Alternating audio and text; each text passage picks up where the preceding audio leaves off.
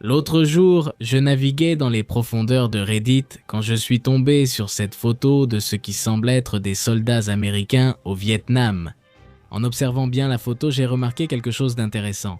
Ils portaient des MP-40, des armes de la Seconde Guerre mondiale. Si c'est le cas, ces MP-40 ont dû faire un long voyage.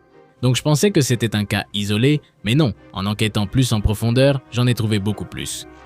Un commando américain utilisait des armes qui ne semblaient pas vraiment conventionnelles dans cette guerre, comme des pistolets mitrailleurs Carl Gustav M45 similaires aux M3 des mitrailleuses RPD, des fusils AKM et, le plus fou de tout, des pistolets mitrailleurs MP40.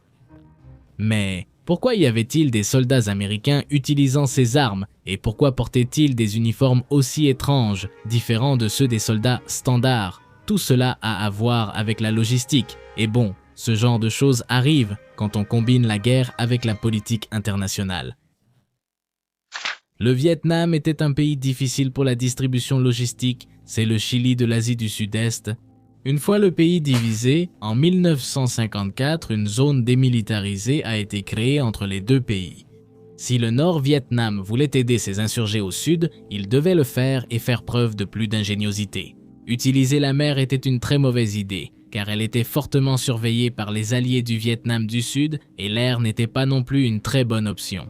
Par conséquent, ils ont utilisé leurs nations voisines, le Laos et le Cambodge. À cette époque, le Laos était plongé dans une guerre civile compliquée contre le Pathet Lao, une guérilla communiste soutenue par le Vietnam du Nord et le Cambodge.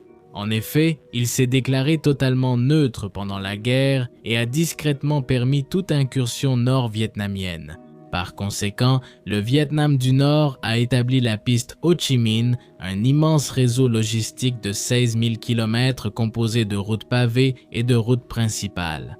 Un acte de guerre au cours duquel ils se sont déplacés vers la ville de Laos lors de l'invasion de la ville. Le réseau était incroyablement sûr et stable, mais lorsque les États-Unis sont entrés en guerre, tout cet ensemble de routes était littéralement imprenable. Ils pouvaient vraiment être attaqués physiquement, mais pas légalement. Tu vois, il fut un temps très lointain où les États-Unis se souciaient vraiment de la perception que le monde avait d'eux et de leur politique internationale. Le Laos et le Cambodge, aux yeux de la communauté internationale, étaient des pays déclarés neutres, donc si les États-Unis les envahissaient, cela compliquerait leur position diplomatique dans le monde. Cependant, attaquer la piste Ho Chi Minh était vital, et détruire tout ce méga réseau logistique ferait s'effondrer les défenses du Viet Cong. Mais comme nous l'avons dit, il n'était pas possible de bombarder ni d'attaquer de manière conventionnelle, alors la CIA a fait ce qu'elle sait faire. Les États-Unis allèrent créer un commandement spécial secret, le commandement d'assistance militaire du Vietnam, groupe d'études et d'observation, ou en abrégé, MASVSOG. Et même si son nom sonne bureaucratique, c'était en réalité un groupe d'élite très compétent, spécialisé dans les opérations dans des environnements extrêmement dangereux où personne ne viendrait les aider s'ils étaient capturés. L'objectif était de les infiltrer dans des pays neutres afin qu'ils mènent des missions pour recueillir des renseignements, attaquer et détruire ces postes et voies logistiques qui rendaient le Viet Cong si puissant. Et au passage, entraver toute insurrection communiste dans la région. Pour cela, ils les surpasseraient. Les membres de ce groupe spécial ne devaient avoir aucun lien apparent avec l'armée américaine. Ils ne portaient pas d'uniforme avec des insignes ou des noms, et souvent ces uniformes étaient totalement différents de ceux des Américains, et, bien sûr, ils n'avaient aucun document sur eux. Ils opéraient avec des soldats d'élite du Sud-Vietnam pour se faire passer pour des insurgés locaux et, évidemment, ils ne pouvaient pas porter d'armes qui auraient pu les identifier comme des soldats américains. C'est pourquoi, tout au long de la guerre, ils ont utilisé de nombreuses armes particulières. En fait, la liste compte plus de 40 armes, elle est assez longue. Mais pourquoi ont-ils utilisé spécifiquement la MP40 ? C'est un choix très étrange, il existait des options modernes bien meilleures et la réponse va te surprendre. Les Français avaient mené une longue et désastreuse campagne en Indochine pendant les années 50. Les Français, encore marqués par la Seconde Guerre mondiale, manquaient de moyens pour armer leurs hommes et ont donc largement utilisé des armes allemandes capturées. Les Soviétiques ont remis au nord vietnamien un nombre limité mais considérable d'armes allemandes capturées qui avaient survécu à la guerre. Cela signifie que les MP-40 et STG-44 étaient extrêmement courants dans la région et constituaient un excellent choix pour se faire passer pour des insurgés.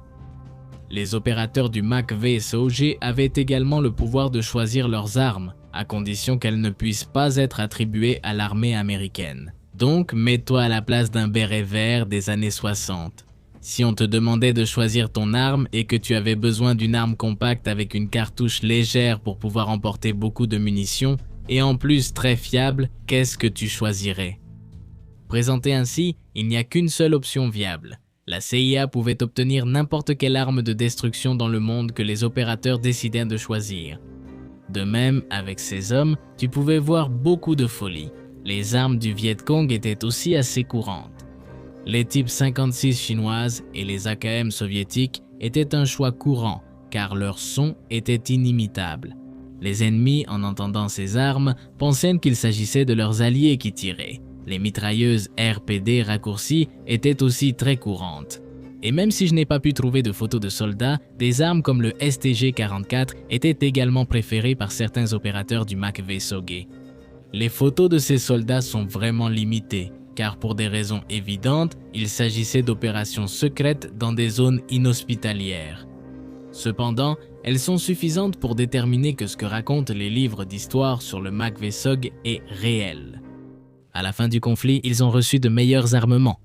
Les armes américaines capturées parmi les rangs du Viet Cong, donc, vers la fin du conflit, le MACV-SOG pouvait utiliser des armes américaines.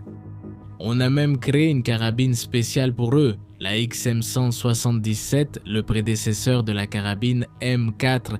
Si tu te demandes comment ces hommes s'en sont sortis en opérant dans les pays neutres, eh bien, ils ont réussi à établir une base secrète gigantesque dans la jungle appelée Long Tien. Depuis là-bas, ils dirigeaient des opérations de reconnaissance, secouraient des aviateurs tombés dans la jungle et désignaient des cibles pour bombarder la route logistique vietnamienne. Souvent, ces hommes étaient encerclés par des bataillons entiers, les extractions sous le feu étaient courantes et ils ont fini par être l'unité avec le plus haut taux de perte de tout le conflit. Au final, le réseau logistique n'a jamais pu être détruit, car il était plus vaste que ce que le MACV-SOG pouvait localiser. De plus, les dégâts causés à l'infrastructure étaient facilement réparables. Il s'agissait d'un réseau entier de 20 000 km de routes en terre, de ponts et d'autres systèmes que seulement une centaine d'hommes et quelques bombardements ciblés ne pouvaient jamais complètement détruire. Malgré leur grande bravoure au combat, presque toutes les opérations furent vaines. Pourquoi le MP-40 avait-il un crochet sous le canon? Dans cette vidéo, tu verras la réponse. Merci d'avoir regardé cette vidéo et au revoir.